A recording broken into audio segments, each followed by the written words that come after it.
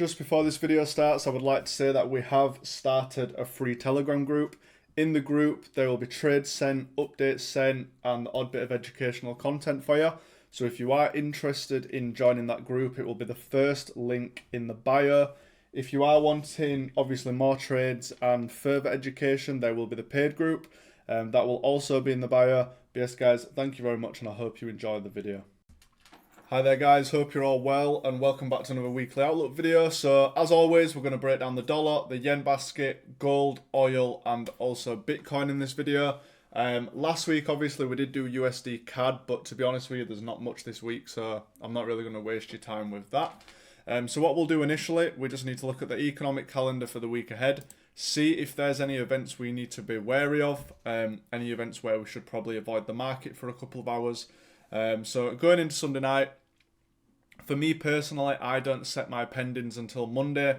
So for example, this CPI for the New Zealand dollar, isn't really going to affect me. But just know that if you are planning on setting any trades for the New Zealand dollar overnight, that there is this high impact news at 11:45, which may impact the market. Going into Tuesday morning, early hours, we have the RBA meeting minutes. This will help set the tone for the next interest rate decision.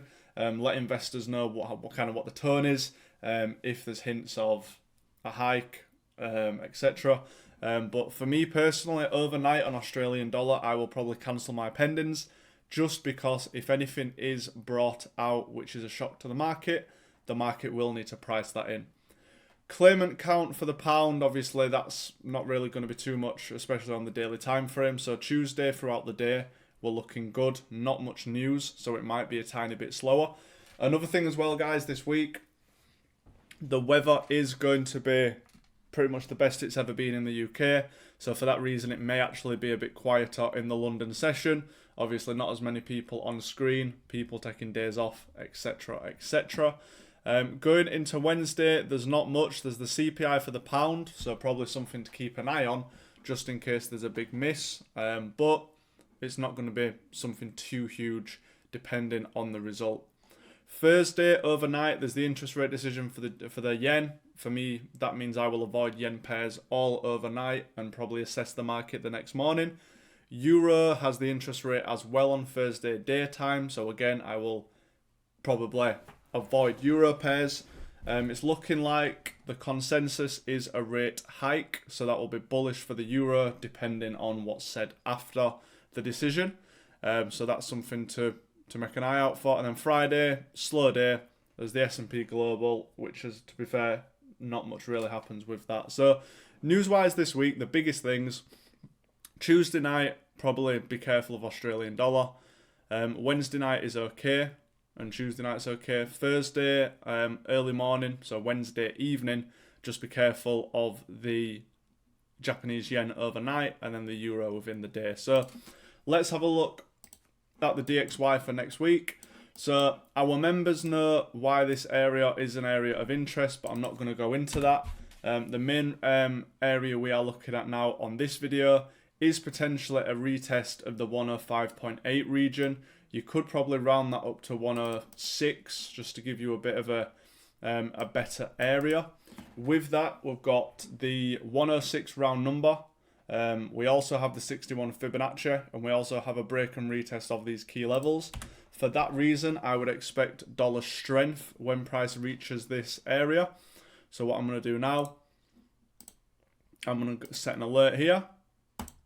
And then obviously for next week, if price gets to this, I can expect to see dollar strength, potentially, depending on the fundamentals.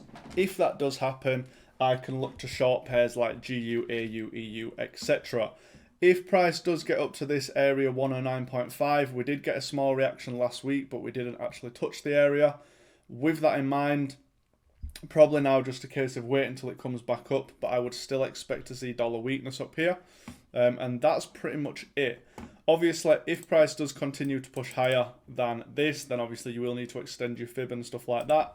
But as of right now, if dollar continues to push back, I would expect a reaction in and around here. Don't know where it's going to go from here, but I would just expect some form of reaction unless we have a big fundamental release. Going on to the JPY basket, so areas of interest for next week. We've still got this 61 fib at 80.50. We've also got the EMA coming into the fib. Also have a nice key level with multiple touches here, making this a good confluence area. In terms of finding yen strength, if we could probably get a retest of this low in and around 7,600, I would maybe expect to see some yen strength. This here is a weak area. So for that reason, what I will do, I will make it purple. So this is a weak area here. We only have 2 confluences, whereas, for example, up here at 80.50, we have 3. And like we saw the other week here, we also had 3 when we looked at this position there. So if price can get to 7,600, potentially looking at yen strength, looking to short pairs like GJ, EJ, AJ, etc. This can just be used as added confluence for a position you're already interested in. In terms of yen weakness, so being able to long pairs like GJ, EJ, looking at the 80.50 region, by the time price does get up here, we could maybe see the EMA a bit further in, which would then allow us to take this trade with more confluence and confidence. So that's a pretty simple breakdown of the JPY. Going into gold, to be honest with you guys, there's not much really going on. We've had a steep push down once we broke past this type of area here, where we had multiple rejections. Obviously, realistically, you could expect to see maybe a break and retest, but there's no real confluence there. In terms of Fibonacci, price hasn't really pulled back. So what I would be saying for next week, probably just to wait for gold to pull back and give us some sort of indication. What I'm going to do, I'm going to draw a zone here. If, for example, price starts to pull back, and as price is pulling back, this EMA comes into this area like so, then I would expect to see, and what I'll do, I'll move that just so we know, I would expect to see a reaction off the back end of that. As of right now, though, there is not much that I am seeing with this pair. Obviously, we can see price is trending downwards, so you could potentially say within this area here, you're going to see a reaction. However, this area is valid all the way through. It's a nice break and retest of a key level, and that could potentially be something here, or obviously somewhere like over there. So it doesn't matter when it hits. Obviously, if it hit on this trend line, then you've got added confluence, but as well you need the EMA. So just wait to see what happens with gold, but that's pretty much it broken down. Just wait for a pullback and then act on it from there. Going on to oil, you can see if you are new to these videos, we have quite a good success rate on oil. We had a short here, a long here, and a short there based off weekly outlook videos. What I would expect to potentially see next time around now is a push into this $100 area. We had a close miss last week. However, I would still say this zone is valid. We have a nice key level with multiple touches. We have a 61 Fibonacci, and we also have the $100 round number. So for that reason, we have 3 reasons to expect weakness in this area. Obviously, we want to see the DXY maybe at a level for added confluence, but we can only see that once it's happening. So with this, super simple trade, 61 fib of the most recent move. We've got a nice key level with multiple touches, and we also have a round number of $100, which is probably one of the best round numbers you could get for this pair. And that is pretty much it. In terms of other shorts, I'm not too comfortable with any others. I'm just going to keep it like this. Obviously, we did see that price was trading within this trend line here. So maybe seeing price, to be fair, you could maybe see price coming up to this region here into the 104. So if price came up to the 104 region, you could see we've got an EMA, we've got a key level, we've got a round number, and also a fourth touch of this trend line. That is higher risk, so therefore I will make this zone purple. But for the blue zone here, I would say $100 is probably your best confluence position going into next week. Finally, let's have a look at Bitcoin. So Bitcoin, it's pretty much been ranging for quite some time now in this area here. So we had a touch, touch, touch, touch, a few liquidity spikes here, so getting buyers into the market before going short again. You can see as well with this area here, same again. So I'd be careful trading in and around this range here. But as of right now, I would probably say that this is high risk. However, looking for shorts if price can break out of this range, let's just say price pushed up into this area here. We have the 23,000 round number.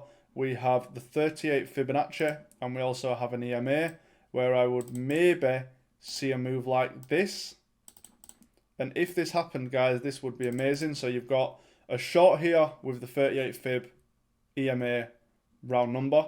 You could then have a retest of this ranged structure before a push up into the 25,000 region.